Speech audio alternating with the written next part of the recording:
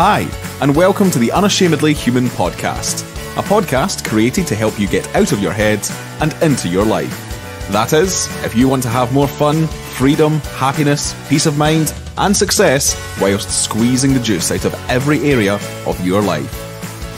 Join Jackie Ford every Thursday and listen in to her warm Scottish tones, wise heart, and wonderful sense of humour as she interviews guests and discusses what it means to be unashamedly human. Hi everyone, and welcome to the Unashamedly Human podcast. My name is Jackie Ford. I am a coach, mentor and trainer living in Scotland but working globally.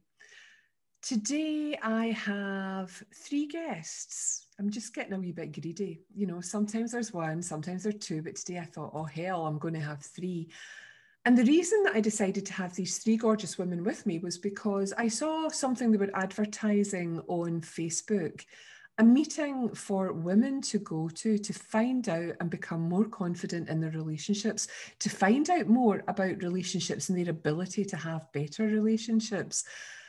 And then I saw the thing that really appealed to me even more, and was that one of the speakers was going to talk about the hell that people can go through. I mean, I know you're all going to be talking about the hell, but specifically something about relationships I'm finding more and more people are talking about, writing about, understanding. So today I have three wise, beautiful women coaches from the USA. Linda Ford, Lana and Del Adey-Jones. And I am so delighted to have these three women with me, especially because this is something I think you guys need to pay attention to. Even if you're in a nice relationship with a partner or a loved one, because there's always something new to learn. And I think especially as women, we think we've learned and then we forget to go deeper. And it's in that going deeper that we actually evolve and grow. So welcome, Dale, Lana and Linda. Thank you, Jackie. Pleasure to be here. Lovely to see you again. No, it's lovely. Now, ladies, where did this idea come from? What is it you guys have been seeing? Because I know that Lana and Linda, you've been working previously on mainly women and confidence. And I recognise that's quite a key thing in relationships. So how did this come about? Yeah, do you want me to get going here? Go for it. Okay, yeah, so as you said, Lana and I, we wrote a book about women in confidence. And what has really amazed us in our work as coaches over the years, Jackie, is, we come across so many amazing women who are educated, qualified, really well put together. They're really smart and capable. And yet, when it comes to relationships, especially, they just kind of fall to pieces, or they act as if they're back in 7th grade. And it's like there's this disconnect between, who they really are and how they show up in relationships. And so, we wanted to kind of really help them bridge that gap, close that gap. And have an experience of dating that just felt a lot more full of ease and joy, rather than this stress and anxiety that women are feeling. So that's really where it came from. And if I could just piggyback on that, we did a love series, a free love series. We take these themes and then we interview different experts in these areas. And one of the experts that we talked to was Del. And her topic, we knew she had this wealth of information and knowledge and experience around codependency and gaslighting and narcissism. And we were so fascinated by that because so many women in relationship don't have a clue, don't realize what's happening, or that they're even in an unhealthy relationship. And so we had this amazing conversation with Del. We felt like we knew her for years. And from that burst this new idea. You know what? We've got to do a workshop for women specifically about relationships and what they don't understand, what they need to know, some of these myths that are out there, and also these red flags that Del is so good at pointing out and helping women through. And Del, maybe you want to add. And I was delighted to say yes, because yeah, it's, you know, I mean, we've all had our own experiences, but, you know, as Jackie was just saying before we started recording, that how we feel about ourselves is so important. That's the first relationship. And so many of us, when we're dating, we're looking outside of us as, you know, like, you know, who are we going to find? But my God, if we haven't healed that relationship within ourselves, especially if we, you know, grew up with in trauma and have codependency issues or thinking and beliefs, we are never going to find a healthy relationship until we work on that. So I'm really, really happy that you both invited me to be a part of it. So I'm really looking forward to that. So that's a lovely little teaser, okay. But let's go deeper. Mm-hmm. How many of you three have had hellish relationships? I mean... Oh, never. But that's the key point, isn't it? It is, yeah. It is the key point. There isn't a woman out there who hasn't had a relationship, either with herself or with another woman or a man or whatever, that hasn't hurt her in some way. And often we don't go back to that relationship to heal. We just move on. So if somebody could talk a bit more to that, that would be really interesting. Yeah, you know, for me, Jackie, this may sound really weird, but from the age of 16, when I first started dating, to the age of 45, I was never, ever without a relationship. Mm-hmm. Now, let me just explain that. I used to hop from one to the other, make sure I had one to go into. And what I have seen over the years, especially coming to this understanding now, as I look back on all that was going on with me and relationships, is I was always thinking that my happiness, and Del has already addressed this, my happiness was, you know, was going to come from a man. It was something outside of me. And so through all those difficult years, I had some good relationships too, but I can see so clearly now that that journey I had was such a beautiful way of opening me up to who I really was. You know, it took that long for me to discover that, you know, my happiness, my sense of joy and well-being, it wasn't coming from any of those men, you know, and I had to go through that journey to discover that.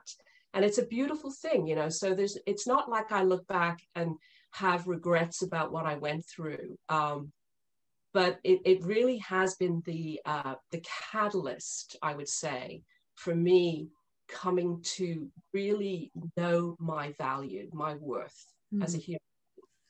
I love that. I love that, Linda. The thing I love about that is it set you off on a journey of self-discovery. But to some women, it doesn't do that. So I don't know if, Del? No, I was going to say, yes, sometimes, you know, a lot of the women I work with are so traumatized after coming out of a narcissistic relationship that they swear off any other relationship. But I just want to piggyback on what Linda was saying, and me too. Oh, I was always hopping from one relationship to the next, always thinking that love was coming from the outside in, and I felt loveless. So it was always like that bottomless pit of love me, give me what I don't have inside of me. But what I really saw after a very long-term, extremely painful relationship was at the end of that, I saw that, you know, our outer world reflects our inner world. And being treated as a, you know, it was an abusive relationship on many levels. But what I saw so clearly, well, not so clearly, it took me a while, but after coming out of that, I really saw that this person I was with was just completely reflecting back to me how I felt about myself. He treated me as if I was less than, and I believed I was less than. So it was really the outer world reflecting the inner. And again, just like you said, Linda, it's all thinking that the security and the love and the confidence was coming from the inside. I'm sorry, the outside in. And I wasn't. I mean, I was empty inside. And that relationship was the catalyst for me to really just go, oh my God, can I? And I get like you, I had wonderful relationships too, but I wasn't interested in those. It's like that old, I think it's Groucho Marx that said, you know, anybody that would have me in their club is not worth being a part of that club. It was the same thing with me. I had men that loved and adored me, and I was like, get out of the way. I want the really difficult ones, the ones that are unavailable. And, you know, so it was really interesting. And I really had to, I stopped dating for a year. I just, doesn't sound very long, but I really, really like absolutely time alone, time to heal, time to really look within. So yeah, it was a catalyst for me too, and a wonderful one. So. Lana. I had a very different experience than these two lovely ladies. That's what makes this beautiful. Is I know. It's different. I know. I actually met my husband very early on in my life. So it wasn't I didn't have this outside in version, but what I did have was a sense of losing a sense of myself in the relationship and not understanding about boundaries at all. That took a really long time, and sometimes I'm still challenged by it. So that was my learning curve, because here was somebody that I absolutely loved and loved me, but it was so interesting how our relationship, because we were young and we kind of grew up together in many ways, but in the beginning I fell for all the myths out there about what love is, and oh, you got to test them, and so I would do these little dramatic things to test him, and it's like it was just ridiculous. And inside, the thing that I always loved was inside I knew like, this is silly, this is not showing you anything, this is pushing you further apart versus bringing you together, which is your natural inclination anyway. So it was so ironic, you know, how the very thing I wanted was what I was pushing away by doing these little games that I thought that's how you know. So it's been a really, like any marriage, it's got its ups and downs, and you know, you have moments where you're like, what was I thinking? And then, oh my God, I love this guy so much. And all of that is so normal. It's so normal. So it's been a real learning curve for me as well. I'm laughing inside because I've had a bit of all of you.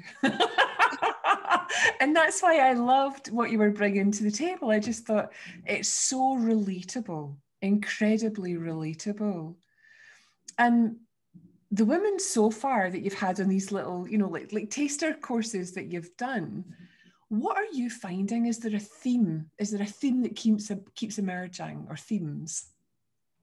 A theme that keeps what? What's themes that keep emerging? You know that there's always commonality. Yeah. There's always commonality. Yeah, I think one of the themes that I have noticed is, and one of the biggest complaints, women, they tend to lose themselves in a relationship, right? In the early part. And also what Lana was just saying about, even if you're in a marriage, you can kind of lose yourself. But especially when you're in the throes of dating or an early relationship, you know, women are really onto the fact that they do lose themselves. And I'll give you a few examples of how that plays out. You know, you kind of start dating, and then you drop your friends and your life, and everything becomes about him. And you tend to kind of like, when you're with him, you want to just make it all about him, and you're afraid to kind of really give your true, show up in your true, you know, your true self, out of fear that there may be something in you that he doesn't like. So it's all about people pleasing. That's a big one with women. You know, it's like, I have to get him to like me. And there's this fear of just being unapologetically yourself, you know, and just knowing that who you are is okay. So women are they're onto that. They know that they fall into that trap. I used to fall into it a lot. And so it's like, some of the work that we do is we want to kind of help women see what's actually going on there. and help them regain their power back, you know, and to show up unapologetically, and to know that who they are is enough. So so just to be aware that that's a dynamic that's going on that creates a very uneven relationship, you know, and it also kind of makes women show up as very needy and grasping. You know, that's the energy that they're putting out there. So it's just like being aware. It's like being able to see what's actually going on in that dynamic. I wonder how often men feel that way in relationships. From what I've read, Jackie, it's the same. And again, women have this idea that men aren't suffering in relationships, that they're not going through they don't have the insecurities, that they're all bad boys. It's not true at all. The research that I've done is that they have the same problems that we have, the same insecurities. And, you know, there's only a small percentage of men who are, Del will attest to this, the narcissists, the gaslighters. But most of them, they all are the same human need. They want to be loved. They want to love. So that's what I have heard anyway. I believe that.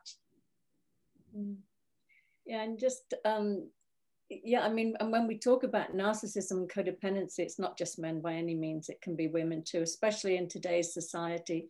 I think I think there's also cultures we grow up in where women are taught to be the pleasers. You know, it's a dirty word to be called a bee. You know, but I also think that when you were talking about being, you know, people pleasers, and I think sometimes if you've had a sort of a wounded childhood, and you fear abandonment, you know, you can't be abandoned as an adult, but as a child you can be. So you learn those coping strategies like people pleasing, everybody love me, I'll be needless and wantless so that you don't abandon me. And you can carry that on unconsciously into your adulthood and into those relationships. And you pretend sometimes to be needless and wantless just to sort of secure the relationship.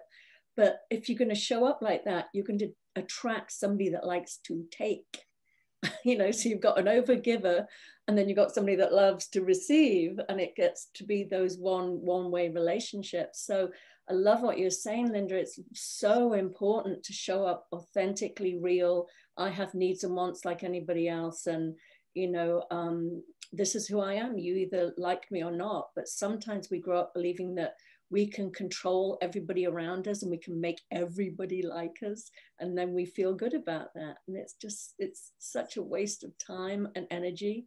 I mean, when you show up authentically, you know, yeah, some people might not like it. Great. You've eliminated people that you're not a match for. But when you try and please everybody, nobody knows who they're even with at that point. And then when you try and sort of show up in the relationship after that, you know, you're changing the rules. They're like, well, that's not how you know, you didn't present like that in the beginning. You know, how come you like that now?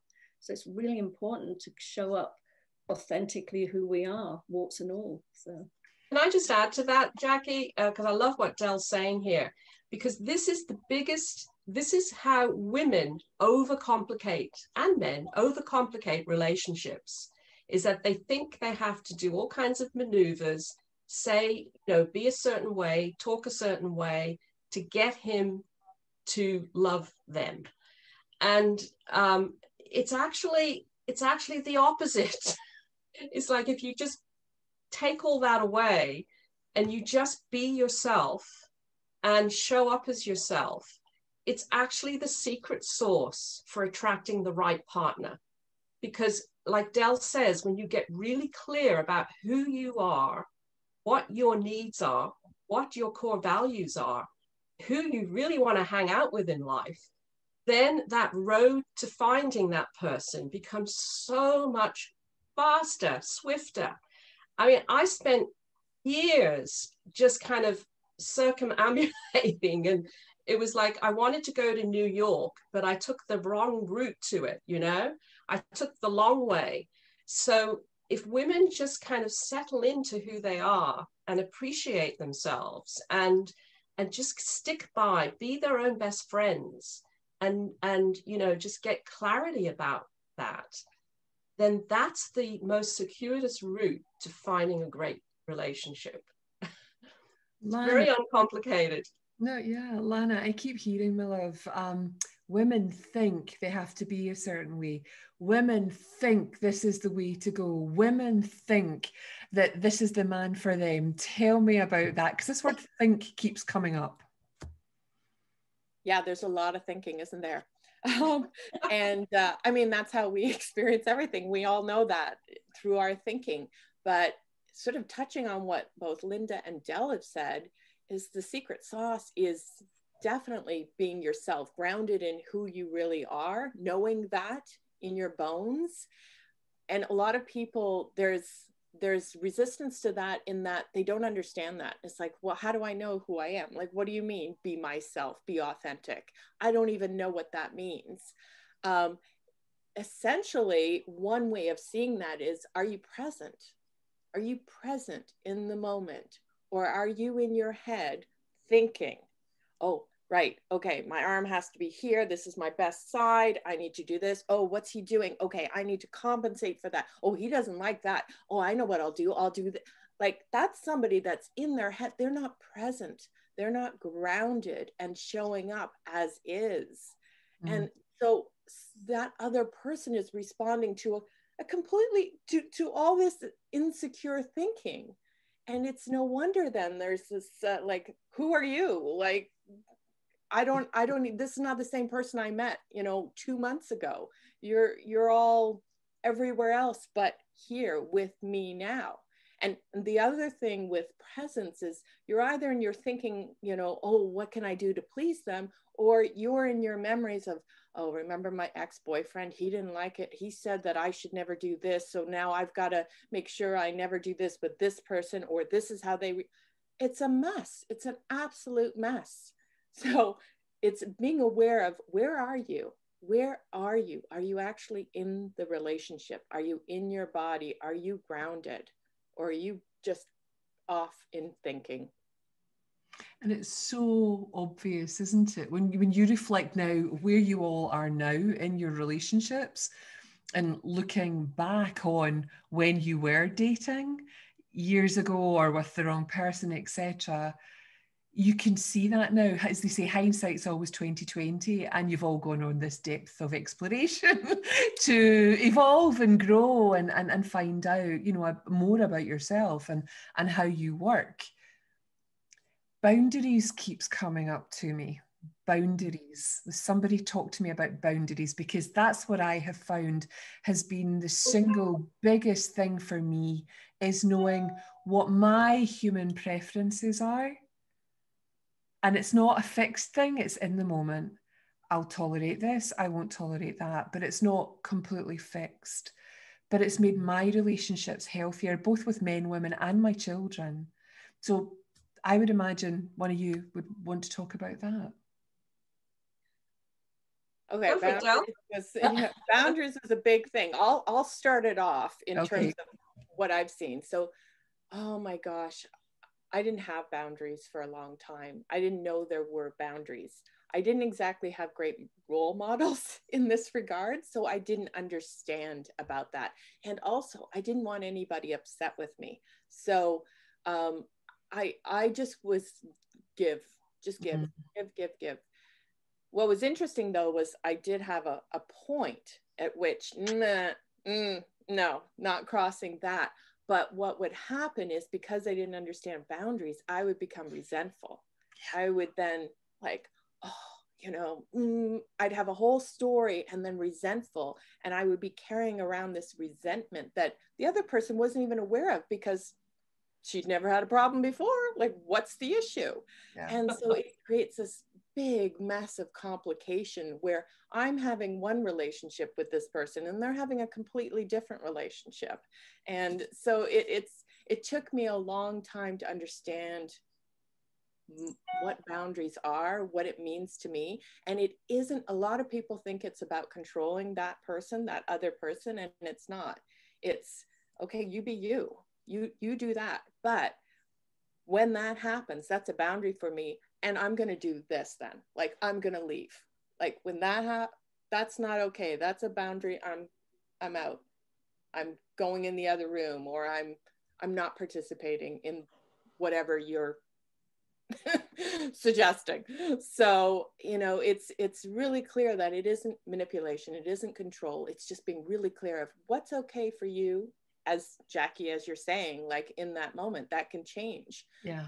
And we're very fluid that way, but there are some hard no's, and be aware of those and respect those. I love what you're saying there, because I used to always feel 3 strikes and you're out, but some guys only got to 1. Because that was a non-negotiable, completely non-negotiable. Passive aggressiveness comes up as well, but let's do the boundary thing first, and then somebody can talk about passive aggressiveness. I'd like to say about boundaries that there's a real myth out there that, you know, you hear it a lot, like, oh, they crossed my boundaries. And actually the truth is that we are the ones that break our own boundaries. Yeah.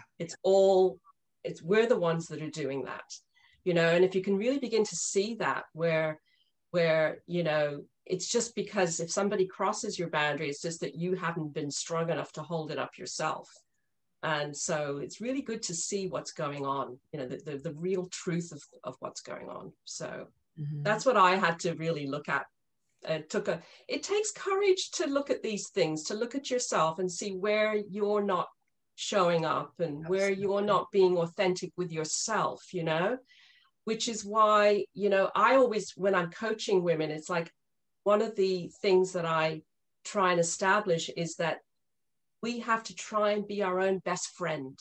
That's what the term that I use. And so when I when I don't hold up my own boundary, it's an example of me not being my own best friend. I don't have my own back, you know. Del, do you want to? Service. Yeah. It's a service to the other person, you know, like it's not really being honest and in integrity with yourself, and then it's very confusing for that other person, and it does them no favors, because you're back and forth waffling and not clear, and you think you're just being nice, but in fact you're not being nice to yourself, and you're not being nice to the other person either. Or kind. I'd rather say kind, actually. Yeah. Del. Me, well, I had probably the most porous boundaries ever. It was always about, for me, you know, if I was in a relationship that I was invested in, that I thought I needed to keep at all costs, my boundaries were sort of all over the place. Doesn't mean I wouldn't complain and put my hand on the door and threaten to leave. But, you know, we teach other people how to treat us. And because my boundaries were always so sort of, you know, movable, and again, no blame on the other person. I was the one that was in my head thinking, gosh, if I stick to this, the relationship might come to an end and I can't bear that. So I'm going to just threaten and not follow through. And so, yeah, it's really, and again, it was coming from a totally, you know, innocent misunderstanding that my security or my source of love was coming from that other person, and that I believed I had to hold on to that at all costs. And that might even be extended to my children before I became healthy too. You know, it's like I didn't want to lose their love and affection. So I sort of moved my boundaries around too much. So yeah, it's a really, really interesting one. And it's, as I said, just purely born out of that misunderstanding that there's something on the outside of us that we need and we want to keep at all costs. And so yeah, that was my experience with boundaries. And yeah, I have very healthy boundaries now, and there's no threats, and there's just like, you know, because I'm not afraid of losing anything anymore. You know, I'm not afraid. So yeah, that's my experience. I think that's the key, Del. It's like, it's that fear that you're not going to be okay if you hold a boundary and somebody then leaves or does something you don't like. There's that deep fear that I'm not going to be okay if that happens. You know, there's that insecurity about that. And that is the misunderstanding. What keeps coming to mind, ladies, is empaths and narcissists. Oh. The empath who gives and gives and gives and can see the true potential of the other person when the other person will never see that for themselves. Yet the empath keeps giving and keeps giving and keeps giving in the hope that. Dale, I'd love you to speak to that, please. It's so funny. I think, you know, whether we call it an empath or a codependent. See, codependency has a bit of a dirty word to it. People don't want to identify with that. Whereas empath has that lovely mystical sound. Mystical. So people will go, oh, I'm an empath, I'm not codependent. But the thing is, we are basically, you know, the whole thing about being codependent, the sort of sensitivity to others. Again, it's often originates in childhood, that you're hypersensitive to your environment. So empaths or codependents are hypersensitive to people. They're very caring, very nurturing, and again, often to secure love. But whatever is driving them, and yes, you know, there is a tender heart in there that sees the beauty in everybody. And we're brought up to believe, oh my God, we're spoon-fed Beauty and the Beast. You know, if you love them enough, they can transform. And we feel empowered about that. You know, we like to be needed and wanted and feel value from nurturing another into their fullest potential. But you know, I always say, especially in the three principles world, we can have a little bit of a, well, you know, it's just our thinking, so we should be able to tolerate anything. And, you know, my thing is, you can see the loving essence in everybody. But, you know, we're also human. We're spiritual and human rolled into one. And if somebody is behaving in a certain way that is not in alignment with how you want to live your life, say they're being abusive, either physically or verbally or whatever is going on, you can love that person and you can know that they have resilience in them just as it's in you, and well-being and wisdom. They have equal amounts to you. So they will be okay. You don't need to save them or rescue them. But, you know, you, as Linda said, you need to be your own best friend. And if you are in a situation that is harmful or painful, then you can leave with love. You don't have to vilify them and make them a bad person. You can still love them, but love yourself equally and not allow yourself to be in an abusive environment or situation. That's a really critical point, Del. And I think even in the, you know, sort of the principles world, it's a parody. It's an absolute parody today. Oh, it's just your thinking. And you know, it's you're human. You know instinctively what you're meant to do. And I think the problem is that women talk themselves out of that. Absolutely. Because they think they have to be another way. I always say to people, I like you and I love you, but it doesn't mean to say I want to go naked camping with you in the wild. Do you know what I mean? It's kind of like enough. You know, there's certain things I'll tolerate and there's certain things that I won't. And being able to say that, as you've all, you know, sort of said beautifully, being able to say that with nothing on it, no, I don't want to do that. And there's I love what you're saying, Jackie. There's a full stop there, you know? And it always, thank you, Linda, and always interesting to me that why does it take so long for us to get to this point? Well, it's like what Lana says, at the bottom of it all is fear, right? We're afraid. Like, I grew up in a family where I was the caretaker, you know, and I turned out to be biggest codependent. And I always felt like I had to just take care of people, make sure that they love me, right? So it comes from that. It comes from this place of we're just afraid. We're afraid of the unknown. We're afraid of what's, like, for me, it was like I was afraid of being on my own without a man. And when I actually got to that place, I realized that, whoa, that's not true, you know? I mean, I actually had a wonderful time living on my own when I actually separated from someone for the first time. And I realized that I've been living in this bubble of thought that said, you know, you've got to be with someone in order to be safe and happy.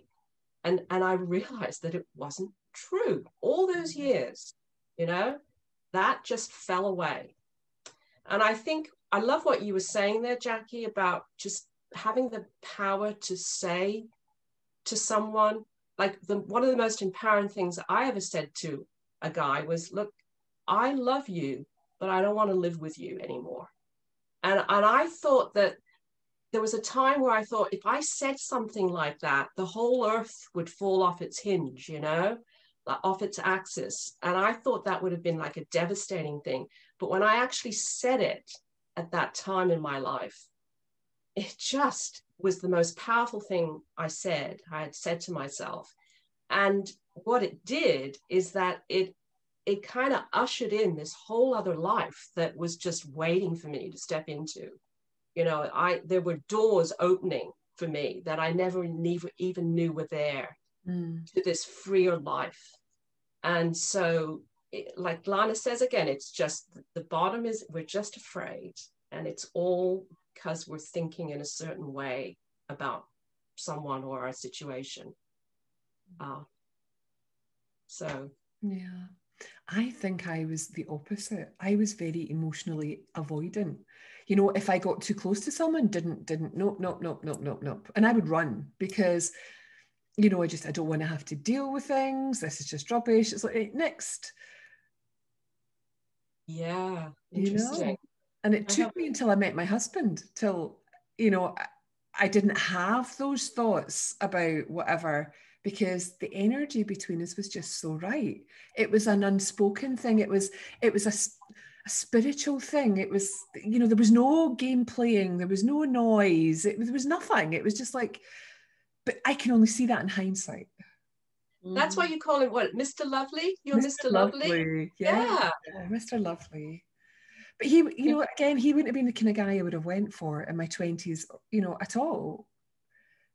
But when I met him, it was the right time for me to meet him. And I'd done all my, whatever I was meant to do. So I always say to people, there's time. There's always time. You think of Kamala Harris, for God's sake. She met her husband, she was 49. Yeah, I met mine when I was 46. There you go. It took me that long. I met my husband when I was 49. When I was 50. Okay, you win.